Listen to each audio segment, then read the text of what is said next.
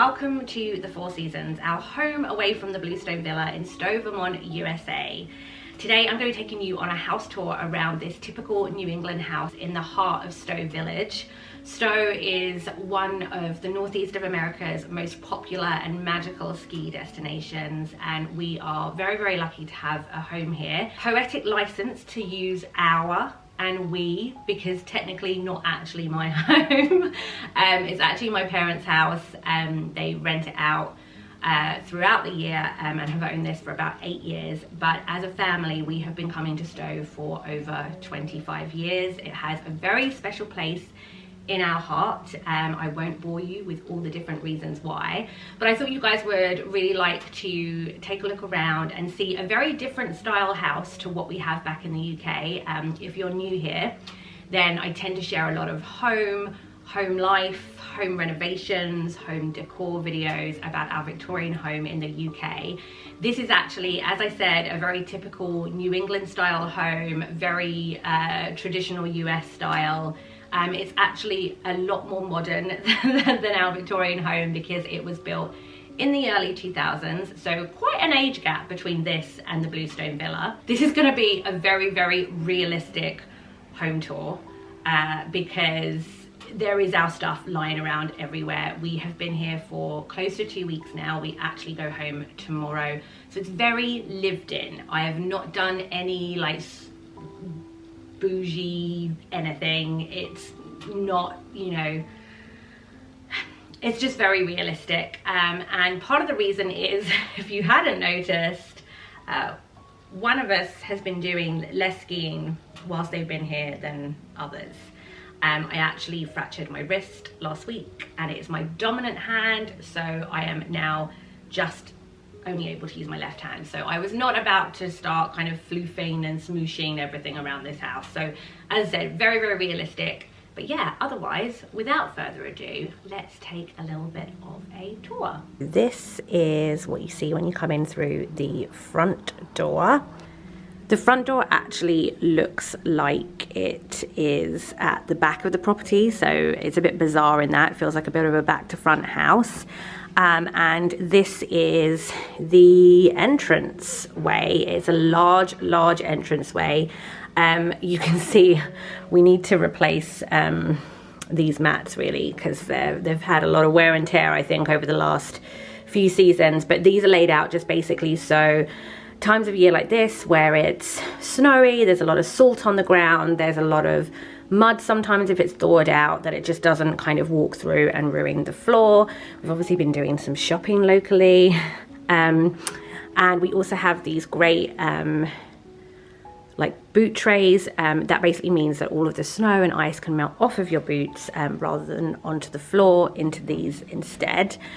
We've got somewhere over here where you can hang some coats and hats, etc. because I'm car cleaning wipes because our car is very dirty. But yeah, you've got a good little mirror over here so you can check if you look your absolute best, which with one hand doing my makeup, that is not me. I'm gonna put that out there. And we've got some really old school McNally family pictures going around this. So I think the oldest one is actually this one over here, and this is me. This is probably around, I think probably 1997 or 1998 maybe. So really, really retro picture of us there, me and my sisters. I should say that my parents bought this house furnished, so a lot of stuff is not particularly always to their taste, and they've kind of over time started to replace certain items. But I think some of the things that they probably have added to the most is kind of quirkier details, some soft furnishings and artwork. So like this picture up here is of the Four Seasons, and the house isn't technically called the Four Seasons in real life. The reason that we call it that is because Alan Alda did a film called The Four Seasons here, and it was my parents' favorite, and they had no idea, even after we've been coming to Stowe for so long, that it was actually filmed in Stowe.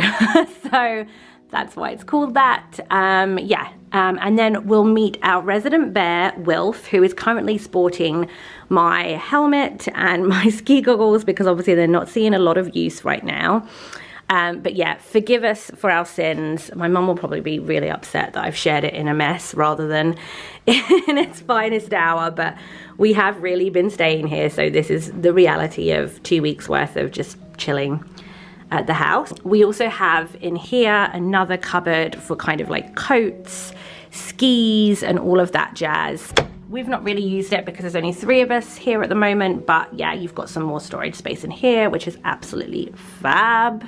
Now, the whole of this ground floor, or kind of first floor if you are based in the US, space is all kind of open plan. So I'm going to take you first through to the kitchen, which is probably my most hated room in the house. This is very basic looking. I think this is probably the kitchen that was put in when this house was first built. My parents don't love it and plan to change it eventually, but it absolutely serves a purpose and is perfectly fine. It's really well equipped. You have got everything you would ever need in this kitchen, every kind of piece of equipment and cooking utensil, and yeah, it's really well equipped from a crockery perspective as well. So you can find all of that crockery in here. So yeah, plenty of mugs and plates and all sorts, and we have these really cool ski crockery as well. So we've got mugs like that as well. But as I said, we've been living here, so I think there's a lot of stuff in the dishwasher right now as well. But yeah, so really, really well equipped kitchen, even if it's not the most desirable of kitchens. The windows look out to where you park the car, and that's kind of the bin store, as it were. And then here you look out at some other houses to the side of us as well. Then if you come to the back end here, we have this kind of bar area with bar stools. So really great if somebody's kind of cooking and the others of you are having drinks after skiing or what have you. That's typically how we would use it when there are a few more of us here. Then this is the dining area. Again, as I said, not everything is to my parents' taste, so I don't think they picked this table and chairs out, but it seats 6, and yeah, we use this if we are eating in. I know some families have rented the house and done kind of Thanksgiving here and all sorts, so you know, it is possible. And then again, you've got a kind of a nice big window here, and that looks out to the other houses. And then we come over to this, which I would say this leads out to the front of the house, even though the back door, the front door is at the back or the other side. Anyway, so this is our porch. So you've got use of a grill out here, and this just looks out across the way, which is really, really pretty.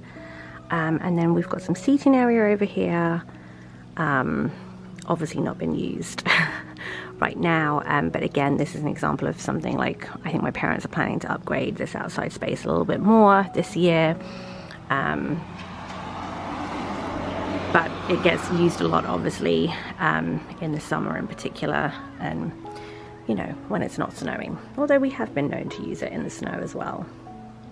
And then we come over to this area. This is probably the messiest area, so forgive me. But this is such a cozy lounge area. I really, really love it.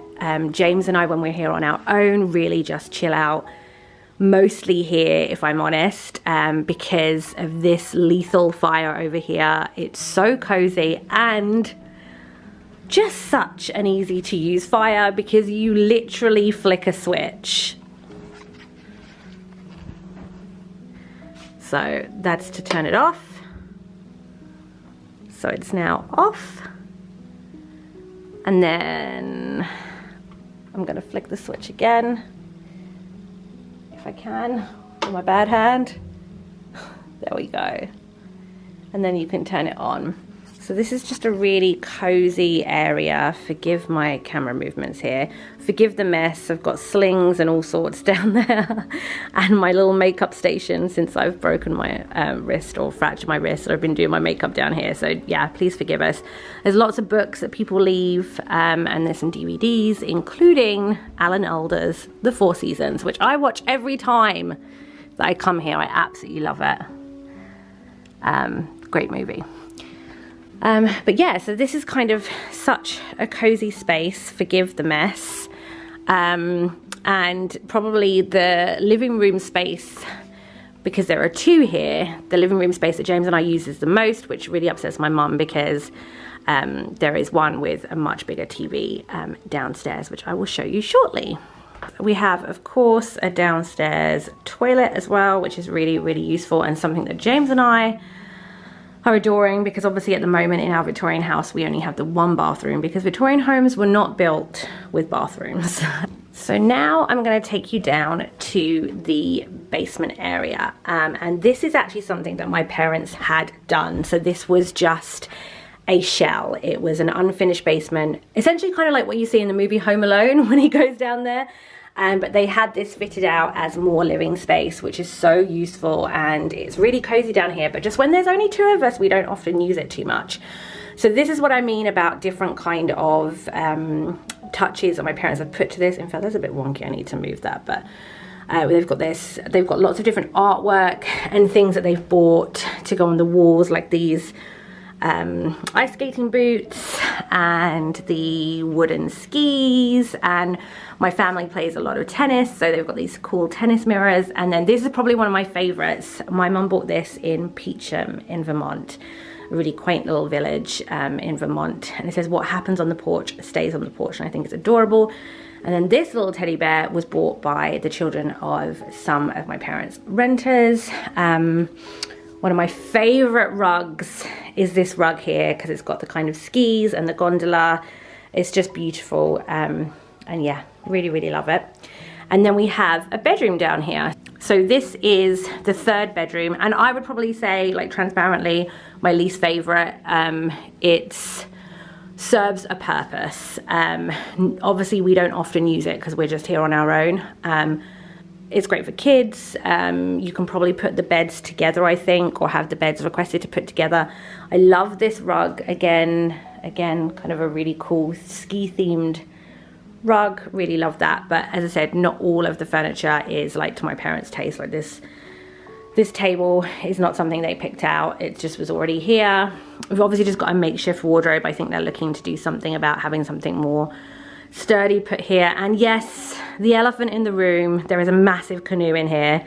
My parents bought this and thought they'd be able to store this somewhere else, and they just hadn't appreciated how big it was, so it does hang out there. And there's a little discarded sledge over there from the looks of it. I'm sure there's probably a previous renters that's just left it. But yeah, it's fine. It's perfectly fine. There's nothing wrong with the room. It's just maybe not like my favorite here.